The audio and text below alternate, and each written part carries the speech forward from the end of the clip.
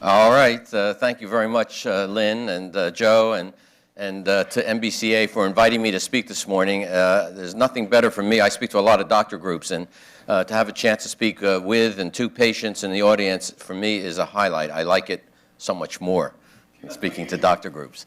And it's just a wonderful weekend to be in Boston. I've spent most of my adult life in Boston, although I live in New York City now. But this weekend, with the head of the Charles, the final game of the American League Championship Series, and the Patriots are going to beat the Jets tomorrow. So it is fantastic. It's not easy living in New York and rooting for the Patriots and the Red Sox, let me tell you. Thanks. So it's going to be a nice weekend.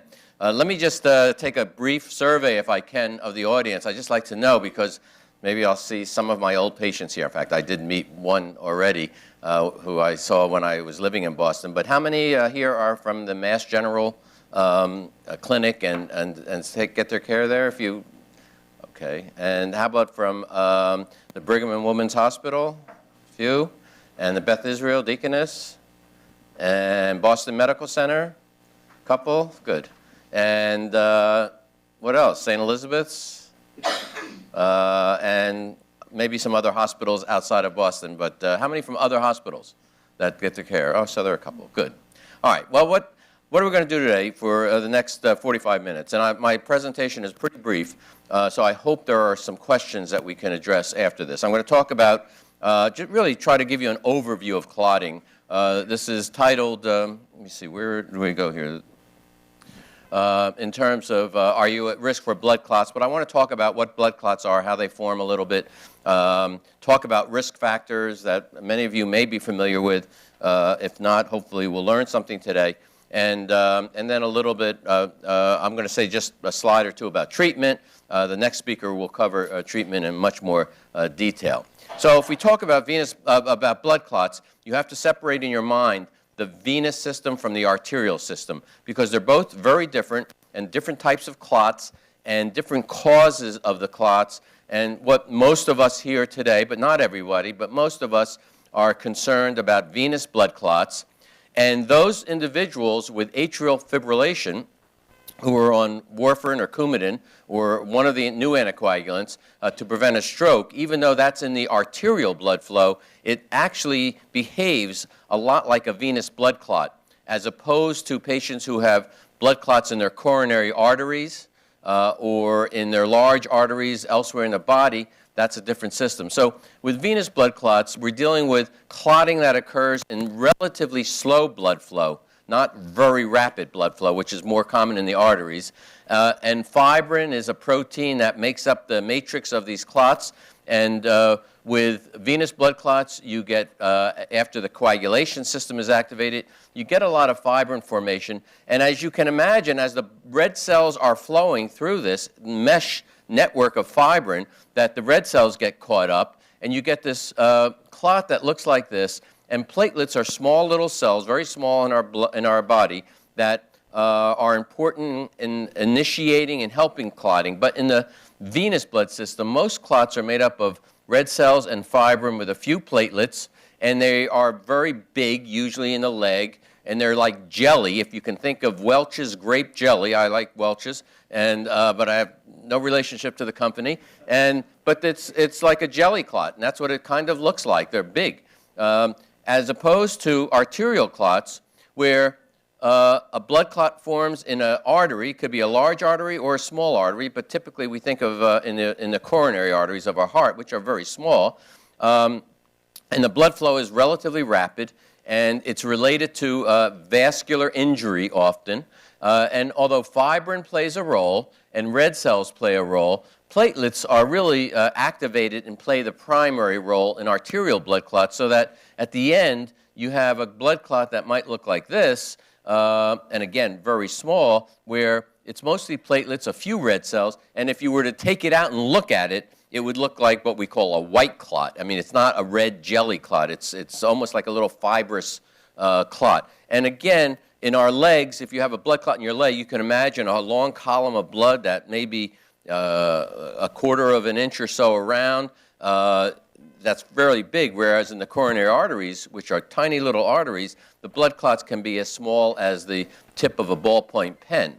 But obviously, it's in a vital area that can cause a lot of damage. So those are the differences. And as a result, just jumping ahead, for venous blood clots, we tend to use anticoagulants, which interfere with fibrin formation as the major treatment, whereas with arterial blood clots, we tend to use antiplatelet agents like aspirin or Plavix or some other drugs that interfere with platelets, not so much with fibrin formation, because platelets play a bigger role there. And sometimes we have to use both medications together.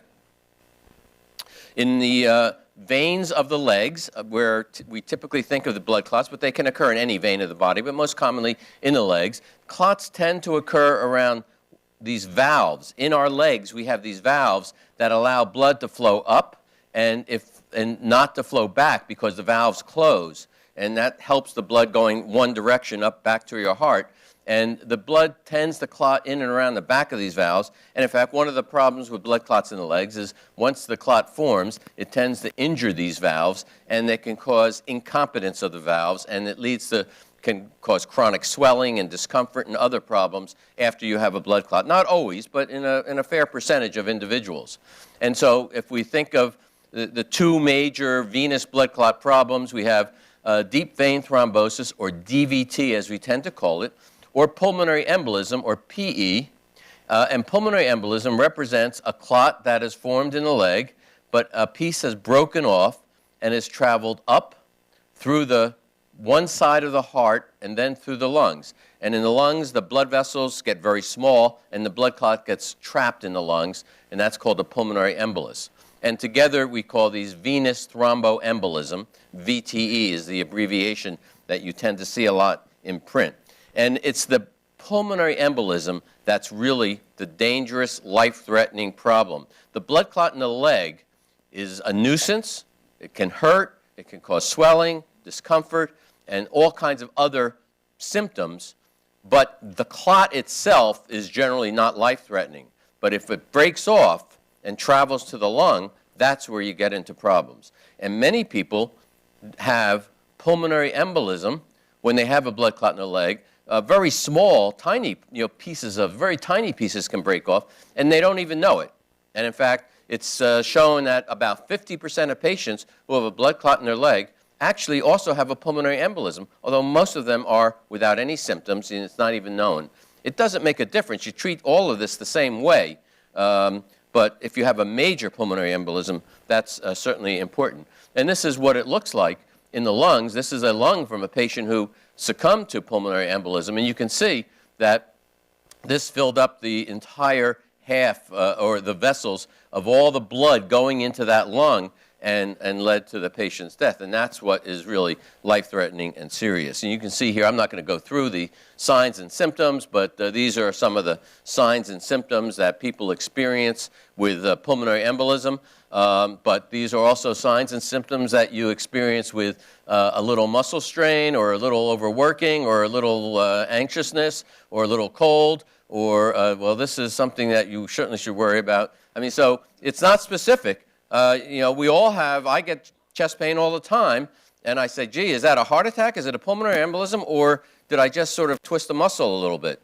And being a doctor, I can usually discern the difference pretty easy, but a lot of patients don't, and they get very anxious about it as to what might be the cause.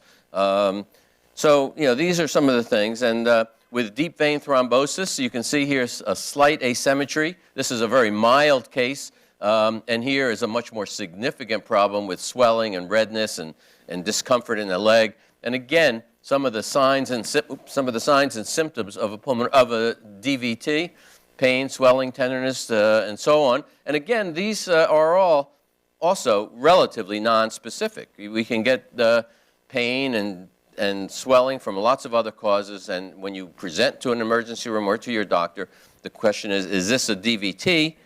Or is it simply a muscle strain or something else that is causing the problem? Now, VTE, venous thromboembolism, is a common event. And what I've put up here are the results of a number of studies from the 70s and the 80s and 90s and 2000s to show that doctors have tried to estimate what is the frequency of this. How often do patients in the United States, this is United States data, get this problem? And it's very, very difficult to get exact data. One of the problems is that DVT, or pulmonary embolism, is often a complication of another disease. And so, for instance, if one goes into the hospital and has cancer, but in the setting of that cancer has a pulmonary embolus and dies, it's usually they die of their cancer. Nobody knows that they actually died of their pulmonary embolism. And so it's not written in the death certificates and elsewhere. It's just hard to get that data.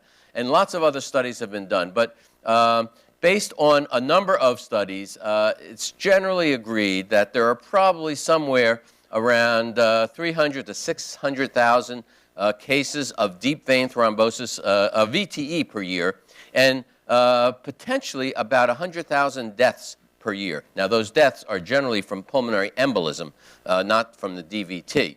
That's a high number. And if you look at the causes, if you go into Google and you say, what are the top 10 causes of death in the United States, you're going to see things like heart disease, cancer, and so on and so forth. But you will see nowhere listed venous thromboembolism. It's not there. And in fact, this causes more deaths than lots of those diseases. It's probably the third or fourth leading cause of death in this country, but it's not listed because it's often seen as a complication of another disease. So that's what, and that's a struggle for the National Blood Clot Alliance, trying to make people aware of this problem because the public is not aware that this is a major health hazard and a preventable one. Now, if we look at some of the risk, and I'll talk about a few of the risk factors and so forth, one of the major risk is getting old, and it's a risk that we can't avoid. So, unfortunately.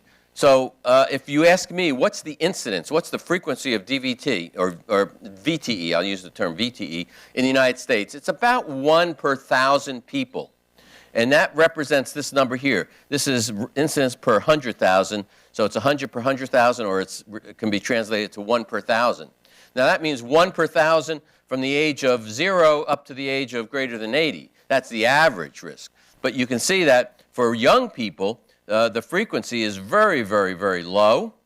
But as you get older, it tends to increase. And so for the 65-year-old individual, it's about 2.5 almost per 1,000 people. Now that doesn't sound like a lot, but in medical conditions, it's a fair number. And as you get, and it really tends to increase here a lot. And this change over this time is due to lots of factors. One, older people have other diseases that predispose to VTE. They also have vascular disease, and so on and so forth. So you can see that it's, and here we show the difference between males and females. So I just want to bring that to your attention, that is one of the major factors.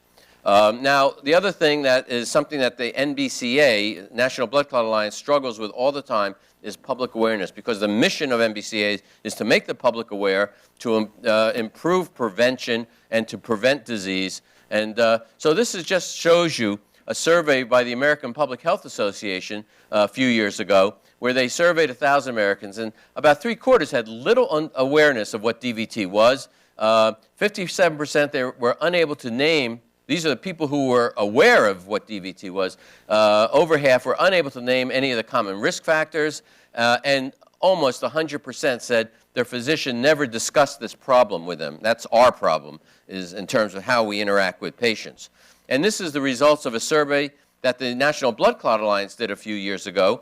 Similar type of survey, a little bit more in-depth and detailed. And I'm not going to go over it in great detail here, but we surveyed individuals. We had a national sample. We had patients who underwent hip and knee replacement, and cancer patients, and hospitalized patients, and so forth. And I just want to point out that if we asked, have you heard, let's just look at the national sample of 500 people.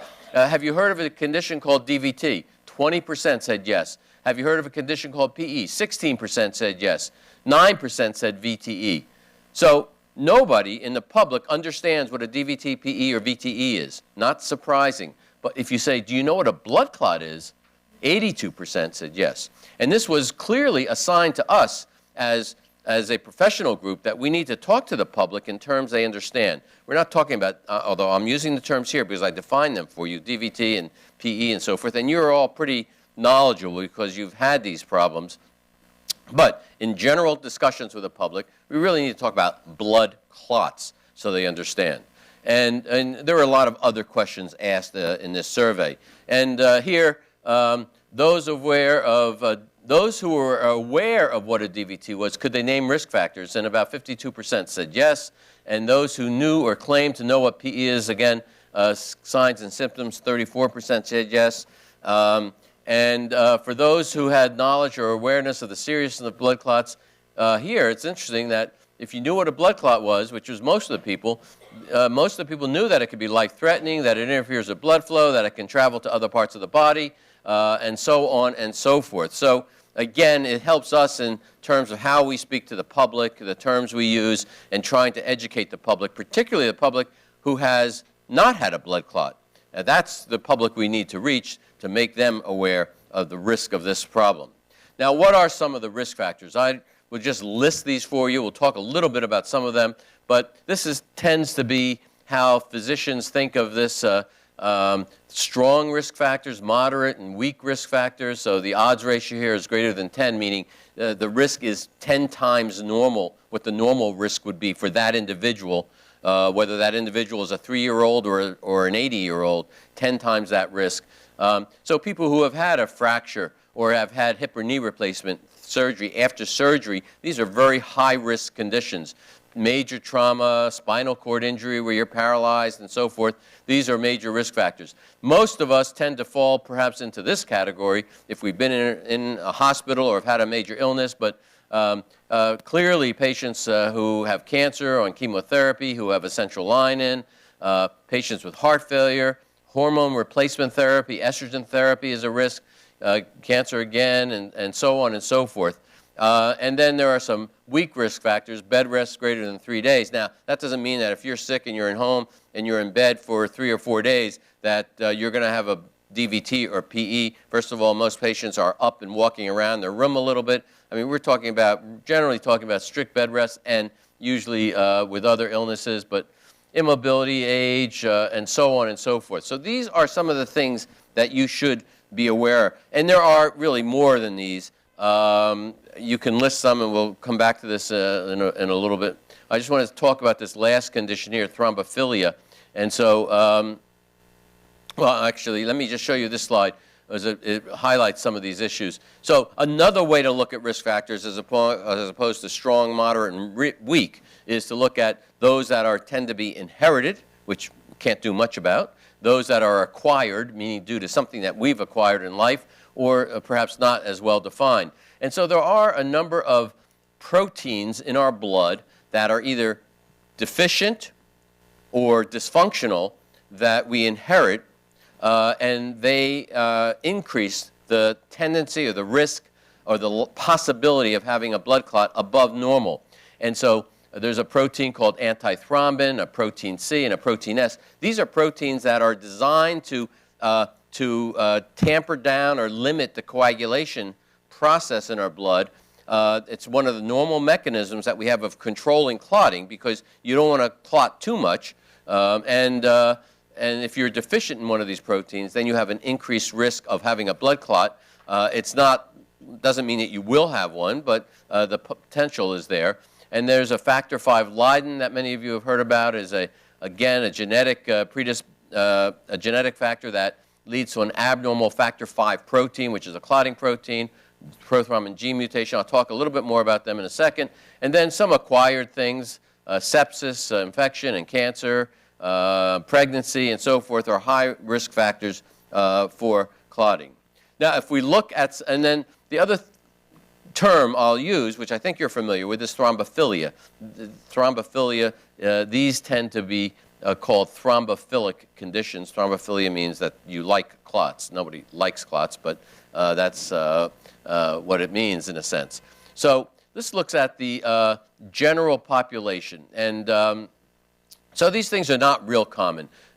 This is 0.02%, which is really about 2 per 10,000 individuals will have this deficiency, and here about 3 per 1,000 individuals.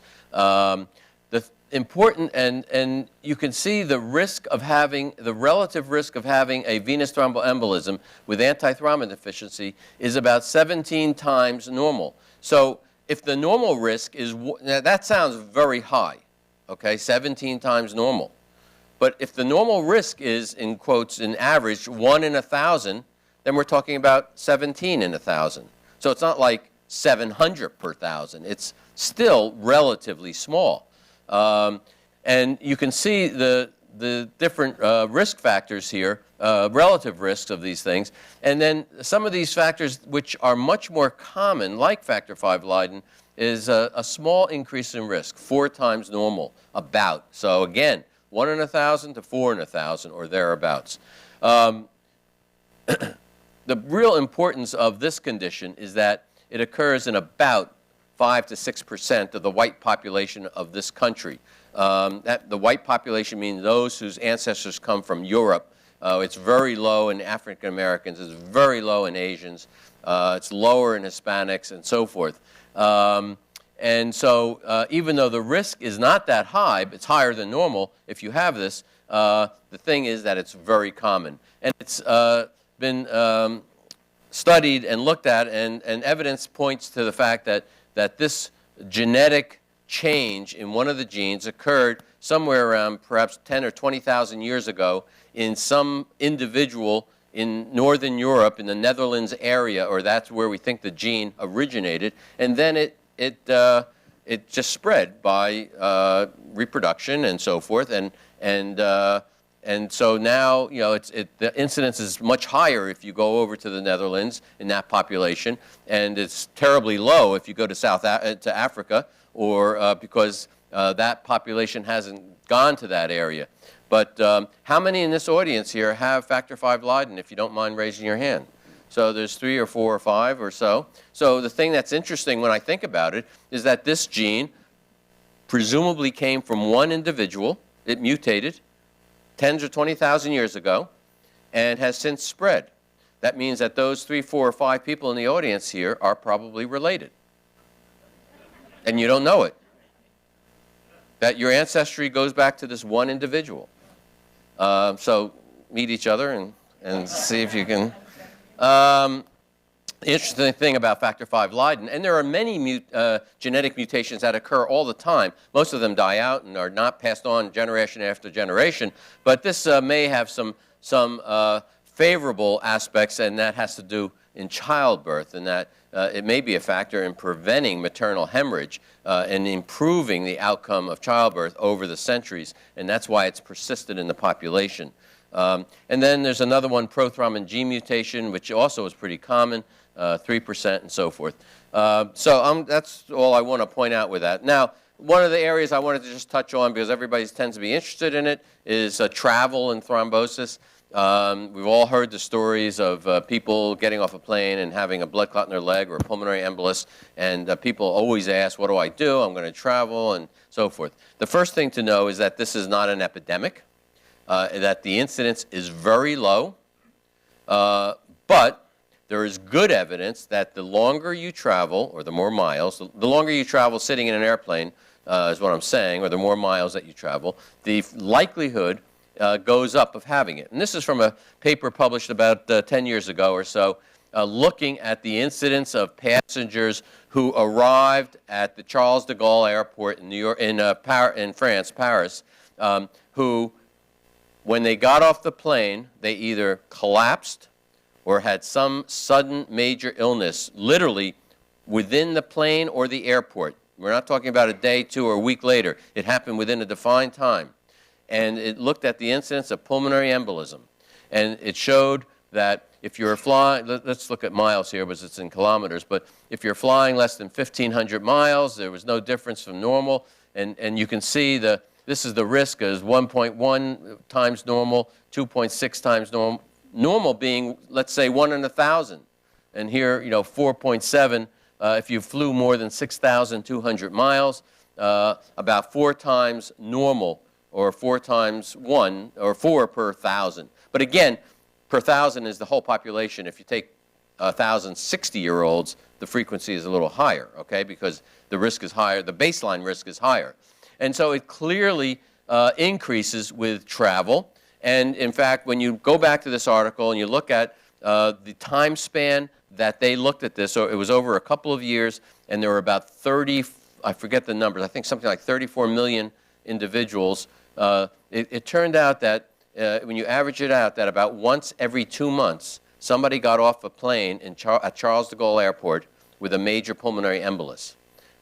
If you look, it was a several-year study, and if you average it out, which, you know, in the media looks very big, but when you actually look at the number of people who fly, the number of people who flew and got off the planes at Charles de Gaulle, it was really not that high. So, and that does not take into account the people who were on the plane, got off, and a week later had swelling in their leg, or a couple days later, and ended up with a DVT. And in fact, we know that people who present to the hospital with a DVT, a blood clot in their leg, if you take 100 patients, you'll find that a good percentage of them had travel within the last month or two of some sort, often plane travel, often of a longer duration. And this is from a sort of a meta-analysis, but it's a summary of a number of studies of travel looking at, because every study, you know, that study I just showed you is one study. There's other studies that show it a little bit less, some studies a little more, and so forth. And if you bunch all of those studies together, if you look at the, this is the relative risk if in the duration of travel from 5, 10, 15 to 20 hours. I don't know. Well, I guess if you're going to fly to Australia or other places, you're going to sit in the plane for about 20 hours. But you can see that for the 20-hour flyer, the relative risk in this particular meta-analysis was a little over 1.5 times normal. So even a little bit less than that other study. Although the other study, I don't think went out to this time limit. So anyway, if we look at some of the guidelines as to what the experts recommend for travel, this is from a recent publication for long-distance travelers at increased risk of VTE. I'll mention the other thing I'll mention. If you take all the patients who have developed a blood clot in their leg or the lungs after an airplane flight, say, and you ask them about other conditions, you'll find that most of them, not all, but most of them have something else going on.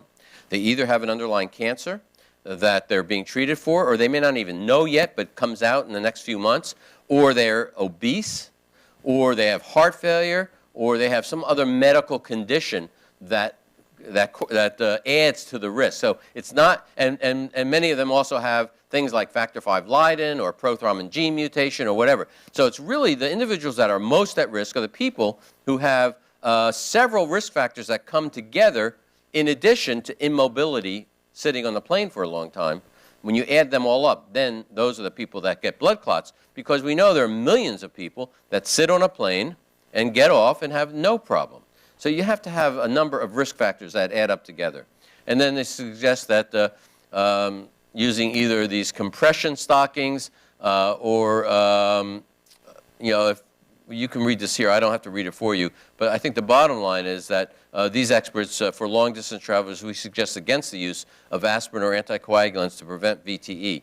Now, I will say, I'm not going to talk about it, but given the new types of anticoagulants that we have now, which you're all probably familiar with, where you take a pill and you're anticoagulated like that, you know, so I personally have thought about this and maybe changing my thoughts in some patients that, because in the old, up to the present time, if you wanted to give a prophylactic dose of an anticoagulant, it was either warfarin was not good because it takes days to get somebody anticoagulated, you know, if they're not on an anticoagulant, or the other way is to give a shot of a low molecular weight heparin, Lovenox, and that's cumbersome and it involves some problems. But now with new pills, it's easy, but still, you don't want lots and lots of people taking an anticoagulant, a blood thinner, when they don't really need it, and you know that some of these people may end up having a bleeding problem, even with one pill. So you don't like to necessarily do that. I'll just mention that flying is not the only, I don't know if anybody in this audience plays Mahjong, but in fact, this was a story in the New York Times 2 years ago with a player who they blamed sitting for long hours playing Mahjong. So if you play Mahjong or Canasta or whatever it is, a bridge or things like that, and you sit for hours on end, be careful. Move your legs. In fact, the best advice is, and what I always tell my own patients if they're going to fly and they have let's say they have an increased risk, I tell them to not only just get up and walk around, but be a little fidgety in the seat and flex your ankles and compress your calf veins and move around a little bit in the seat to keep the blood flowing. And that may be all that's necessary. Now, just a word about diagnosis. I'm not going to, maybe some of the other speakers will talk about this, just to show you, though, that the major way we diagnose DVT today is with an ultrasound. Many of you have had this already. And basically what we're doing is, if this is looking at the cross-section of a vein, is to put a ultrasound transducer that sends a sound wave down, and it bounces back, and you can get both an image and a reading from that. And if you press down, you can compress that vein. And the basic signal that we're looking for is not necessarily a picture of the clot, which you can get with an ultrasound machine, but it's really non-compressibility. You can't squeeze that vein, which is kind of the basic sign of a blood clot in the lower leg. If we just, a slide or two about therapy, and that is, I look at therapy for DVT or PE. Again, we treat these very much the same. As a very acute phase, meaning early phase, a sort of subacute or more chronic, and then the long-term chronic phase. And generally today, up until recently, and again, we have to get, I'm not talking about the new drugs, the next speaker may, but the standard treatment has been a rapidly acting anticoagulant like heparin or low molecular weight heparin or some of these that you give an injection and you immediately get anticoagulated within an hour or so. Or less, and you were on that for a good, usually a good week, and then you start at the same time. You start warfarin or Coumadin, and it takes a good week, sometimes 10 days, sometimes 2-3 weeks to get your INR where you want it. And while you're trying to do that, you're on this rapidly acting anticoagulant. And when your INR is in therapeutic range, you stop that, and then you treat with warfarin. Now, certain patients, particularly those who have blood clot related to cancer, the recommendations today in general are to treat for 3 or 6 months with low molecular weight heparin and not warfarin. So that's something that some people may have had. And then there's this chronic phase, which goes on for God knows how long. It may go on for 6 months. It may go on for 12 or 24 or life, depending on how bad your DVT is, how many you've had, what the risk factors are, et cetera, and that usually is with oral warfarin. Again, things are changing very rapidly now with the new oral anticoagulants. And so, these are just some of the drugs that are used. The heparin is given, generally speaking, IV. Unless it's for prophylaxis, then it's given subcutaneously. Low molecular weight heparin is given subcutaneously. Warfarin is given orally. And this has been the only oral anticoagulant we've had since the beginning of time, up until the last few years. And now we have at least 3 new drugs on the market. Probably soon have a 4th one of these, and even more after that. I'm not going to go into detail here. You'll hear more of that from the next speaker. We have to worry about the long-term recurrence. In other words, there's a debate in everybody, and many of the patients I see in consultation are from other doctors of patients who have had a DVT or a PE. They've been on anticoagulants for 6 months, maybe 12 months, and the doctor says, can I stop them now? What's your assessment? What do you think? And there's no real good answer. You have to take a lot of factors and add them up, as well as the patient's, particularly with Coumadin, desire and to be on Coumadin, quality of life, and so forth, and say, what's the risk of a recurrent blood clot, and what's the risk of a bleed? Because there's always a downside, and we always have to balance that risk-benefit. And so, these are just some factors that present a risk for recurrence. Let me skip through that. This is a slide that looks at a number of patients. This is data from Mayo Clinic in Minnesota, and it looks like at the cumulative risk of recurrent VTE over about half a year here, which is around 5 to 7%. And here is a comparable graph looking at the risk of bleeding over a year or so in patients that were studied here. And you can see that if the risk of bleeding is about, so anybody on an anticoagulant, you know very well that you're at risk of bleeding. And when I say bleeding, I don't mean bruising. Certainly that's a possibility, but serious bleeding, GI bleeding, bleeding in your head, and so forth, which could even be fatal. And if the risk of bleeding is more than the risk of recurrence, then clearly I'm going to stop the anticoagulant. And if the risk of the recurrence is more than the bleeding, then I'm tending to continue the anticoagulant. And if the risk is about even, then I toss a coin or so. But I have a discussion with a patient. And it really, it's not just the risk of bleeding. It's really a lot of other factors go into this equation in terms of how we manage patients. And so just to close then, I just want to show you this. This is something many of you have seen from NBCA, just a flyer that goes out to make people aware of the risks of blood clots. What are some of the factors? And I don't know if we have these here to hand out, do we? I think. Oh, they're in the folder, right. So you can look at this. And again, sometimes I hate to put these together because I don't want to scare people. But, you say bed rest over 3 days, and a million people would call, wait a second, I'm in bed for 3 days. Am I going to get a blood clot? Well, no, that's not going to happen, generally speaking. But, people who are really sedentary and mobile, usually with other illnesses, in bed for many, many days, may be at increased risk. So let me stop there. We've got 10 or 15 minutes maybe, and I'm going to stop, and I would love to answer any questions. I hope there are some questions. Thank you very much. First question back there. Thank you, Doctor, for a very informative presentation. I have a two-part question. Platelets. Someone who has a high platelet count, and the relationship to all of this.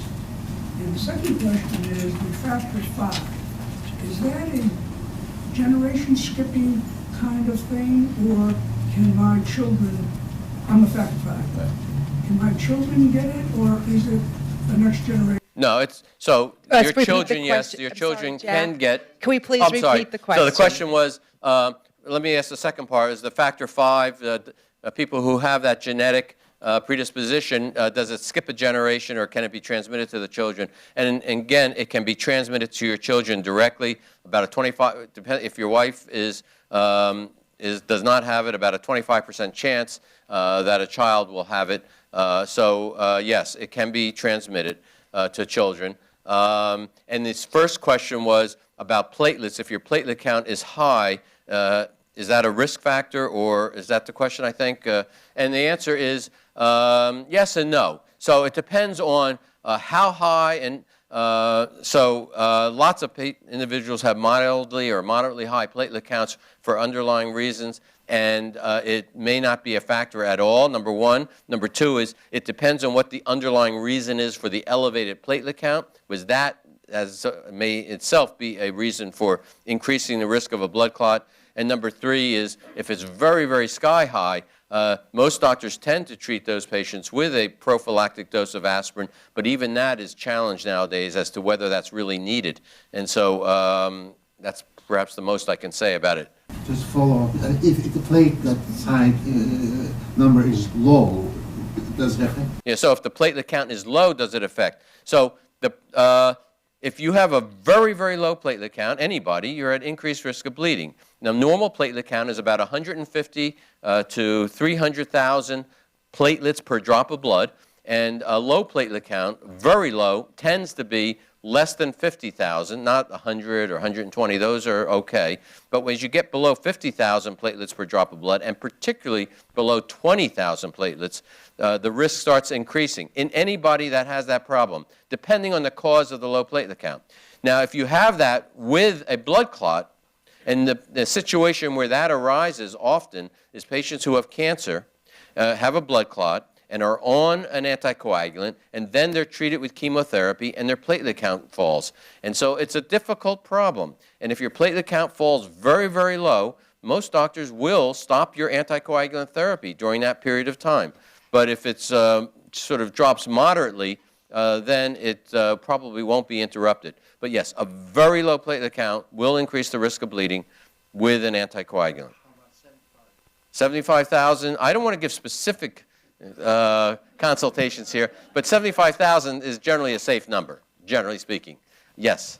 Yes, first of all, thank you for having this forum and the excellent presentation of those slides. They were very clear and very easy for patients to understand. So I appreciate your clarity.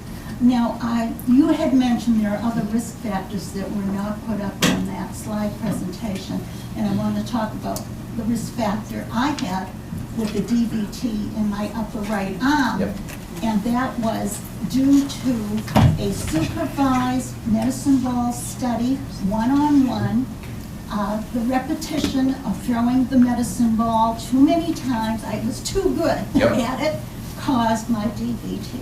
Okay, so the question is that you had a DVT in your right upper arm because of physical activity with the medicine ball. And so those things can happen. Now, typically, or I would say generally, I would be concerned that there may be some other structural things in your shoulder or arm.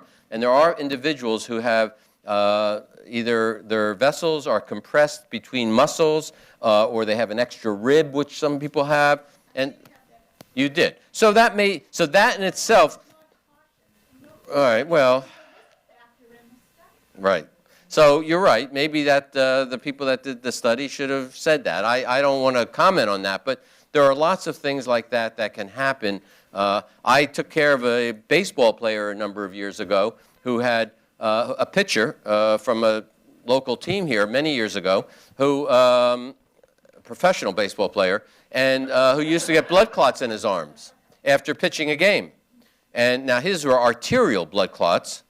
And he ended up, he had a compression of an artery and so forth that after repetitive movement, 90 pitches or so, that it caused injury and it led to blood clots. And he had a number of these types of things. So those sorts of things.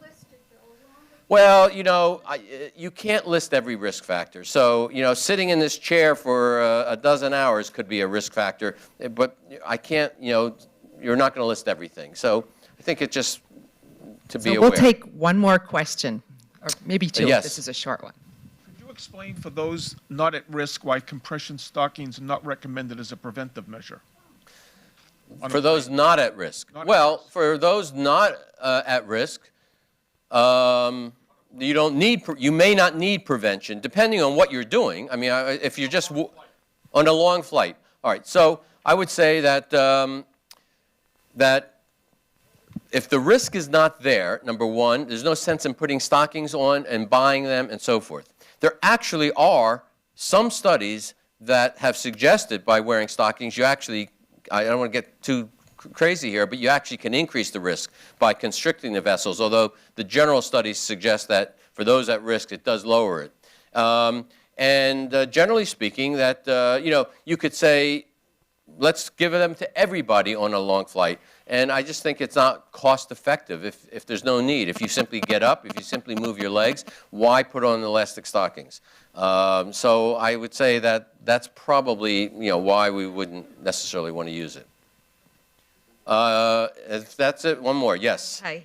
I've been on Coumadin for 12 years, probably 15. I need to be on it for the rest of my life.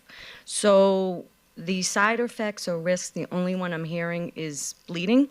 I want to understand better if there are other issues or concerns with taking it for my whole life. For Coumadin. All right, so the major significant risk is bleeding, yes, and it's probably the only one I would really worry about.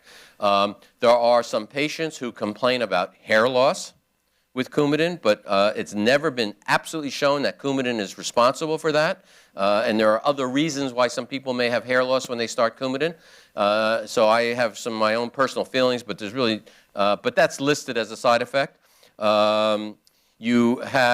are some other conditions, some paradoxical clotting events that can occur, but it gets very complex. It's rare. It's not something I would worry about. Somebody who's been on Coumadin for years, it's not a concern. There are some rare people that feel that they have allergic reactions, skin reactions to Coumadin. I'm never quite sure that those have been well documented.